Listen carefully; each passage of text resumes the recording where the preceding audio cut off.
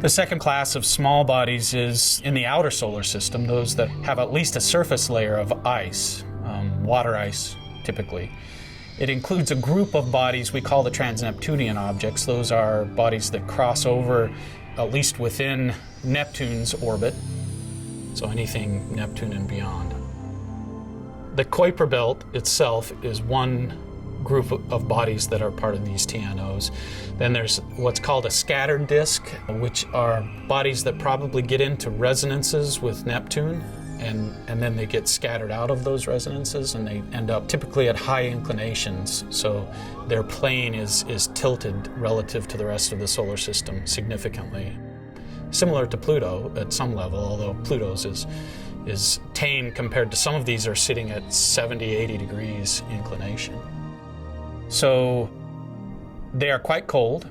It's cold in the outer solar system. They're 40 or 50 kelvins, so they're minus 220 or 30 Celsius.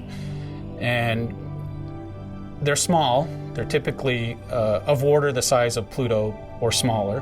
The larger ones tend to get named. So for Pluto, for Eris, for Quaoar, Makemake, some of the other large ones, the smaller ones just have a designation of when they're found, essentially.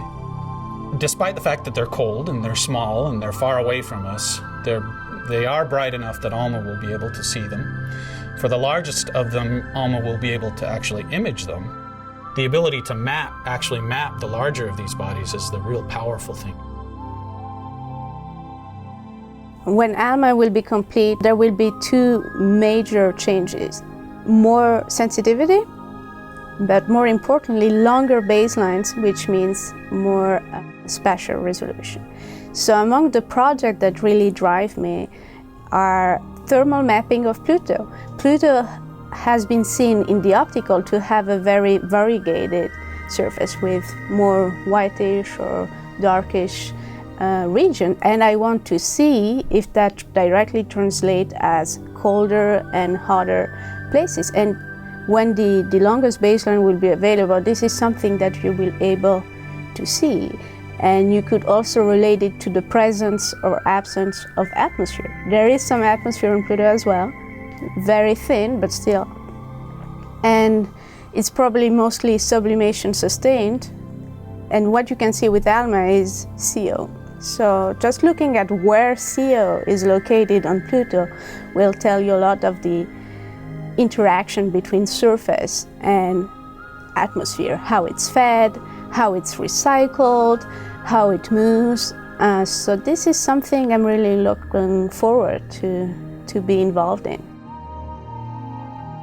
These bodies are interesting because they tell you about the conditions in the formation of the outer part of the solar system. So if you can tell something about, what are they made of, what's on their surfaces, what temperatures are they at, then you can tell something about the conditions during the formation of the solar system.